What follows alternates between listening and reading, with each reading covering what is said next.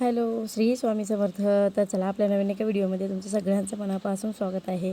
आज ना थोड्याशा गप्पा मारणार आहे मी, कारण बरेच दिवस झालं असा व्हिडिओ आपला आला नाही. कारण प्रत्येक वेळेस ना कटिंगचे व्हिडिओ आहेत, मग ते फक्त कटिंगचं बोलताना दाखवायचं, नाहीतर मग स्टिचिंगचा व्हिडिओ आहे ते पण फक्त स्टिचिंग करतानाच तेवढंच बोलायचं, किंवा संगीत टाकायचं, असा व्हिडिओ आहेत बरेच दिवस झालं. आज म्हणलं चला थोडासा वेगळा व्हिडिओ घेऊन येऊ, कारण रोज तेच व्हिडिओ बघून पण कंटाळा येतो आणि मला पण खूपच कंटाळा येतो. तेच व्हिडिओ बनवायला नको वाटतं. मला हे असे व्हिडिओ बघायला आवडतात. पण हा सुद्धा व्हिडिओ शेवटपर्यंत बघा, म्हणजे तुमच्या लक्षात येईल की हा व्हिडिओ नेमका कशाचा आहे. तर कारण ना शिलाई काम आपण जेव्हा करतो ना, तर तेव्हा म्हणजे आपण फक्त ब्लाऊज शिवतो आहे, ड्रेस शिवतो आहे म्हणून छोट्या मोठ्या कामाला हे खूप छोटं आहे, चिल्लर आहे काम, हे नको घ्यायला असं म्हणून नाही जमत. किती जरी मोठा टेलर झाला ना, तर असे छोटे मोठे कामं आलेले ते आपल्याला करावेच लागतात आणि घ्यावेच लागतात. तसंच माझ्याकडे ह्या साड्या भरपूर आल्या होत्या शिलाई मारण्यासाठी, कारण मी पिकोफॉलची मिशन नाही पण, आणि मला ते पिकोफॉल करायला आवडत पण नाही.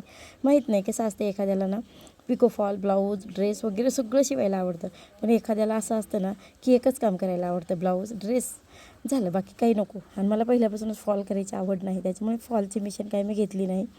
पण तरी पण अशा साड्या भरपूर येतात गोट वगैरे मारायला, कारण एखाद्याचा समज असतो की पिको केलं ना तर ब्लाऊज, म्हणजे आपल्या ज्या साड्या आहेत तर त्या लवकर उकलतात आणि गोट मारला ना तर त्या उकलत नाही शेवटपर्यंत, असं बऱ्याच जणांचा समज असतो. त्याच्यामुळे माझ्याकडे आज कंप्लीट 10 साड्या आल्या होत्या. 10 ते 11 साड्या असतील माझ्याकडं. त्या पूर्ण साड्या आज मी शिवायला काढल्या होत्या, कारण साड्याचा इतका पसारा दिसतोय ना. ब्लाऊज तरी छोटं असतं, एका ब्लाऊजमध्ये बांधून ठेवलं ना सगळे ब्लाऊज त्याच्यात पॅकिंग असे बसतात, पण साड्याचा राडा जास्तच दिसतो. त्याच्यामुळे म्हणलं चला आज साड्याचा पूर्ण राडा काढून टाकू. तर त्या साड्या पहिल्यांदा 5 शिवून घेतल्या मी, आणि नंतर इथं दुसऱ्या अजून 5 साड्या होत्या तर त्याच इथं शिवायला घेतल्या मी. तर त्याची पायपिंग कशी करायची, म्हणजे आपण ब्लाऊजची जशी पायपिंग करतो ना, गोट मारतो ब्लाऊजचा, तर तसेच साडीची पण पायपिंग असते. तुम्ही मग साडीची पायपिंग मी तर पहिल्यांदा ऐकते, तर हो, साडीची पायपिंग असते. कारण आपण पिको करताना, तर पिको कसा असतो बघा, साडी एकदम गोल करून त्याला पिको मारलेला असतो, त्याचा एकदम गोल आकार दिसतो पिकोचा. आणि आपण जेव्हा गोट मारतो तर गोट असं म्हणजे चपटा असतो गोट, तर तो चपटा दिसू नये त्यासाठी काय करायला पाहिजे. तर बघा मी कसं गोट मारते, तर तो गोट इतका बारीक आणि इतका नाजूक येतो ना, खरंच की काय सांगायलाच नको. तुम्हाला असं नक्की माझी जी पद्धत आहे ना गोट मारण्याची ती नक्कीच आवडेल, आणि तुम्ही पण तसाच गोट मारण्याचा प्रयत्न कराल. तर मी आता जवळून, मी आमच्या समूला व्हिडिओ धरायला लावला होता, तिला म्हणलं की थोडं जवळून घे, म्हणजे तुझ्या लक्षात येईल, म्हणजे तुमच्या पण लक्षात येईल की मी कसा गोट मारला आहे. तर इथं छान असं साडीला गोट मारायला ना, तर आपण हाताच्या साह्याने एकदम गोल करून घ्यायचं आणि नंतर गोट मारायचं. इतका नाजूक आणि छान गोट येतो ना की काय सांगायलाच नको, खरंच खूपच छान दिसतो आहे. तर छान असा तसा गोट मारून घेतला मी सगळ्या साड्यांचा. आणि ह्या साडीचा एक कुटाणा झाला होता, असा कुटाणा झाला होता ना की मला तर खूप राग आला होता पहिल्यांदा त्या कस्टमरचा. पण करणार काय, किती पण जरी राग आला तरी पण आपल्याला घ्यावंच लागतं समजून, कारण इलाज नाही, आपल्याला कस्टमरची गरज असते तशीच त्यांना पण आपली गरज असते. मग आपल्याला त्यांचा राग करून पण नाही जमत. कारण ह्या साड्याला मी पहिल्यांदा गोट मारून घेतला, आणि नंतर काय प्रॉब्लेम झाला. प्रत्येक कस्टमरच्या ज्या मागण्या असतात ना, ते प्रत्येकाच्या वेगवेगळ्या असतात. कोणाची मागणी कशी असते, कोणाची मागणी कशी असते. तर ह्या कस्टमरची जी मागणी आहे ना ती अशी होती की साडीचा तुम्ही जे पीस असतो ना साडीला आलेला ब्लाऊज पीस, तो काढायला नाही पाहिजे होता.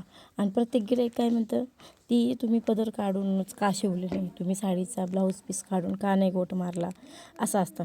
त्याच्यामुळे मला वाटलं आता सगळ्या कस्टमरसारखा हा पण कस्टमर असेल, आणि त्या कस्टमरने पण मला सांगितलं नाही आणि मला पण विचारायचं काही लक्षात नाही राहिलं. त्याच्यामुळे ना मी त्याचा जो ब्लाऊज पीस होता तो काढला आणि नंतर गोट मारला. त्या नेहीला आल्या आणि मग पुन्हा लागले बोलायला की तुम्हाला काढायला कोण सांगितलं होतं, मी सांगितलं होतं का काढला. मी त्यांना खूप सांगायचा प्रयत्न केला आणि खूप समजवायचा प्रयत्न केला, पण त्यांची एकच घाई होती की तुम्ही त्यातला ब्लाऊज पीस का काढला हेच चालू होतं. मी त्यांना सांगितलं की तुम्ही सांगायला पाहिजे होतं, तुम्ही सांगितलं नाही, मी माझ्या मनाने केले, असं ठेवलं असतं तर अजून तुम्हीच बोललो असतं की का ठेवला, साडीच्या निर्या खूप व्हायल्यात असं तसं. तरी पण त्या काय ऐकायला तयार नाही, त्या मला नाही, आता मला डबल जोडून द्यायचं. तर डबल मी ते ब्लाऊज पीस होते तर ते ठेवून घेतले, आणि डबल त्यांच्या साड्यांना ते पदरं जोडून देते मी, म्हणजे जे ब्लाऊज पीसचे तुकडे काढले होते मी तर ते डबल जोडते मी. तर ते जोडण्यासाठी ना मी जो पहिला गोट मारला होता तो काय मी गोट उकलला नाही, अगर मी काही कट केलं नाही, त्याच्याच साईडला म्हणजे हा जो साडीचा पदर होता ना तर तो लावून घेतला मी ब्लाऊज पीसचा, आणि मग त्याच्यावरून दुमडून आपलं डापटी मारून घेतली, जेणेकरून ना आपला जो साडीचा ब्लाऊज आपण जो लावलेला आहे ना त्याचा एकही दोरा दिसणार नाही. अशा पद्धतीने गोट जेव्हा मारलं ना तर तेव्हा आपल्या साडीचं जी फिनिशिंग असते ना ते छान दिसते. नाहीतर साडीतले दोरे दिसले ना तर ते काही व्यवस्थित वाटत नाही, ते फिनिशिंग पण खूप बेकार दिसते बघायलासुद्धा. त्याच्यामुळे तर तुम्हाला दाखवेल मी आता पुढे की मी कसा गोट मारला आहे तर. आणि ते शिवता माझं लक्ष सारखं टी व्हीकडेच होतं, कारण टी व्हीवर सिरियल लागली होती माझ्या आवडीची. मला माहिती आहे की बऱ्याच बायकांना टी व्हीवरच्या सिरियल इतक्या आवडतात ना, एक बायकांचं तरी हातातलं काम सोडून बघायची तयारी असते. माझं पण तसंच असतं, माझं अर्ध लक्ष शिवण्याकडं आणि अर्ध लक्ष टी व्हीकडं असतं. तसंच माझं चालू आहे. त्याच्याबरोबर आज 10-11 साड्या मी शिवून घेतल्या आणि त्या शिवून मला काही बास करायचं नव्हतं, कारण पुढे अजून बरंच काही राहिलं होतं. तरी पण देवाचे कपडे होते ते मला तुमच्यासोबत शेअर करायचे होते, पण नेमकं आजच त्या कस्टमरने ते देवाचे जे कपडे होते ते घेऊन गेले. तर एखाद्या वेळेस तर त्यांनी लेस वगैरे लावण्यासाठी जर महागारी आणली ना तर मी दाखवेल तुम्हाला नंतर. तर बघा इथं मी साडीचा एकही दोरा तुम्हाला दिसणार नाही. अशा पद्धतीनं मी साडीचं जे जॉईंट पदर केला डबल एकदा, तर तो तुम्हाला दाखवते की किती छान आलं आहे. तर तसं पण हा नेसत्या पदराकडून जाणार आहे त्याच्यामुळे त्याचं काही नाही, पण त्या कस्टमरला साड्या लांब रुंद असं एकदम मोठ्या पाहिजे होत्या. तर ही साडी आपली तयार झाली. कंप्लीट 15 दिवस झाले ही साडी तशीच पडून होती घरामध्ये, पण आज फायनली त्याला मुहूर्त लागलं. आणि मी मोठी टेलरी नाही की मी अशी छोटी छोटी कामं नाही घेणार असं म्हणून नाही चालत. आपल्याला सगळ्या प्रकारचे घ्यावे लागतात, कारण जेव्हा आपण नवीन असतो ना टेलर, तर त्या नवीन टेलर असतो ना तर तेव्हा दुसऱ्याचे ब्लाऊज शिवलेले खूप आवडतात. त्यांना वाटतं की ह्यांच्यासारखे ब्लाऊज मला का नाही येत. पण त्या पण नवीन जी असतात ना ताई, तर त्यांनी समजून घ्यायला पाहिजे की ह्या जेव्हा नवीन होत्या, म्हणजे आम्ही जेव्हा नवीन होतो तर तेव्हा आम्ही पण काय काय शिवलं असेल आणि कसं शिवलं असेल आणि कसं आत्ता इथपर्यंत येऊन पोहोचलं असेल हा विचार करायला पाहिजे. कारण एखाद्याचे विचार असतात की जुनं पानं घ्यायचं नाही, डायरेक्ट नवीनच घ्यायचं, असं चिल्लर कामं घ्यायचे नाही, असा समज असतो बऱ्याच जणांचा.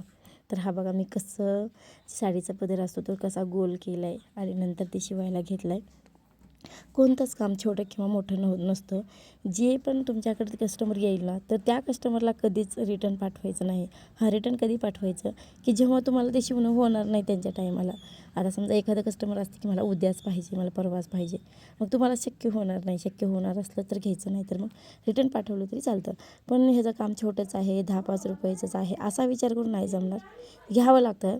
आता मी बघा, मी एवढी म्हणजे सध्या माझ्याकडे भरपूर ब्लाऊज असतात, तरीसुद्धा मला असे साडे वगैरे शिवायला आलं ना ते घ्यावंच लागतात. नाही म्हणून नाही जमत, घ्यावंच लागतं. तर तसंच ज्या नवीन ताई असतात ना तर त्यांनी असा विचार नाही करायला पाहिजे की हे नको घ्यायला, ते नको घ्यायला. प्रत्येक जे पण कस्टमर येईल ना त्यांचं घ्यायचं म्हणजे घ्यायचंच. त्याच्यातूनच आपल्या हाताची जी फिनिशिंग आहे शिवण्याची ती व्यवस्थित येणार आहे. त्याच्यामुळे कोणतंच काम छोटं किंवा मोठं असं समजू नका. प्रत्येक कस्टमर येईल ना तो आपल्यासाठी देवच आहे म्हणायचं आणि त्याचं शिवायला घ्यायचं, तेव्हाच मग आपण पण परफेक्ट होणार आहे शिवण्यामध्ये. तर आता मला इथं ड्रेस शिवायचा होता, हा ड्रेस आला होता शिवायला. तर माझ्या ज्या साड्या आहेत ना त्या सगळ्या शिवून झाल्या होत्या, ते छान अशा पॅकिंग करून पण ठेवल्या मी. आणि नंतर आता हा ड्रेस शिवायचा होता. हा ड्रेस ना कट करून ठेवला होता. आज कंप्लीट 4 दिवस झालं. त्याला काही मुहूर्त लागत नव्हतं. मला चला आज मुहूर्त लावून घेऊ, कारण ब्लाऊज कट केलेले एक पण नाही आहे. तर आता उद्या जेव्हा मला ब्लाऊज कट करेल ना तर तेव्हाच शिवायला ब्लाऊज आहे, तोपर्यंत शिवायला ब्लाऊज नाही आहे माझ्याकडं. त्याच्यामुळे हा ड्रेस कटिंग करून ठेवलेला होता तर तोच घेतला आहे शिवायला. तर पहिल्यात अगोदर ना याचे पाठीमागून पण आणि पुढून पण दोन्ही गोलगळेच काढलेले होते. तर त्याच्यासाठी मी अगोदर इथं म्हणजे कपडा काढून घेते गोलगळ्याचा. ह्याला ना आपल्या ब्लाऊजसारखा गोट करायला नाही जमत. ह्याला ना जसा गोल आकार आहे ना त्याच गोल आकारासारखा सेम कपडा कट करून घ्यावा लागतो आणि नंतर त्याला गोट मारून जॉईन करावा लागतो. अशा पद्धतीने हा ड्रेस आपल्याला शिवावा लागतो. हा ड्रेस पूर्ण काही स्टिचिंग घेतला नाही मी, थोडासा स्टिचिंग घेतला आहे, जास्त काही घेतला नाही आहे. कारण हा पूर्ण स्टिचिंगचा व्हिडिओ घेतला असता ना तर व्हिडिओ खूप मोठा झाला असता. त्याच्यामुळे व्हिडिओ छोटासाच घेतला आहे मी शिवताना. जे पूर्ण ड्रेस झाल्याच्यानंतर दाखवेल असं माझा विचार होता, पण मी शिवला की लगेच सकाळी येऊन कस्टमरनं घेऊन गेले आणि माझ्या काही लक्षात राहिलं नाही व्हिडिओ शूट करायचा, काही व्हिडिओ शूट केलं नाही मी. पण म्हणजे ज्या कस्टमरने नेले ना तर त्या कस्टमरनं मला फोटो पाठवला आहे त्या ड्रेसाचा. खूप छान आला आहे ड्रेस त्यांना, पण मलाच हा कलर काही आवडला नव्हता. मी त्या कस्टमरला सांगितलं पण हा कलर काही एवढा विशेष नाही म्हणून, पण त्यांना आवडला होता त्याच्यामुळे आपण काही बोलू शकत नव्हतो. तरी पण त्या ताई म्हणल्या मला पहिलंच सांगायला पाहिजे होतं, मी शिवला नसता ड्रेस, तुम्ही का बरं नाही सांगितलं वगैरे वगैरे असं म्हणत होत्या. पण मी मला जाऊ दे, आता प्रत्येकाची चॉईस असते, कोणाची कशी कोणाची कशी. तर असो, आपल्याला जे तुम्हाला मगाशी सांगितलं आपल्याकडे जे कस्टमर येईल तर ते शिवून देणं आपल्याला भाग असतं. तर छान असं इथं म्हणजे पुढच्या जे गळ्याची पायपिंग आहे तर ती माझी झाली होती आणि हा बॅक साईडचा जो भाग आहे तो माझा चालू होता शिवायला. आता नंतर मला अजून ब्लाऊज कट करायचे होते, ते शिवायचे होते, नंतर मशीनला तेल घालायचं होतं. आणि अजून एक गोष्ट, रोजच्या रोज मशीनला आपल्या संध्याकाळी तेल घालायलाच पाहिजे, कारण दिवसभर आपण शिवलेलं असतं त्याच्यामुळे त्याच्यामध्ये ना त्या कपड्याची धूळ, कपड्याचा दोरा, कारण छोटे छोटे म्हणजे काही पण अडकलेलं असतं त्याच्यामध्ये. मग आपली मशीन काही व्यवस्थित चालत नाही मनासारखी. मग आपल्याला वाटतं माझ्या मशीनला काय झालं, माझी मशीन साथ देत नाही, अशीच चालली तशीच चालली, इतके आपले प्रश्न असतात ना त्याच्याबद्दल खूपच असतात. पण आपण जर त्याची काळजी घेतली ना तर छान अशी मशीन चालते. त्याच्यामुळे रोज संध्याकाळी तेल घालायलाच पाहिजे. तर माझा पूर्ण ड्रेस तयार झाला आणि नंतर हे 2 ब्लाऊज कट करून मी शिवलेत, कारण हे ब्लाऊज अर्जंट होते. अर्जंट म्हणजे ह्या ताईंना गावाला जायचं होतं, त्याच्यामुळे त्यांना मला न विचारताच त्या साड्या पण पॅक केल्या होत्या. नंतर मला सांगितलं की मला गावाला जायचं आहे आणि मी ह्या 2 साड्या पॅक केल्यात.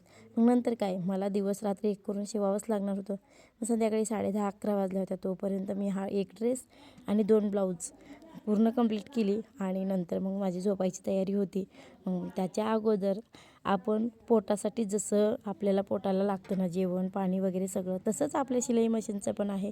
तिला पण पोटाला सगळं द्यावं लागतं, तरच ती आपली साथ देणार आहे. तर चला, माझी पण वेळ झाली जाण्याची. बाय.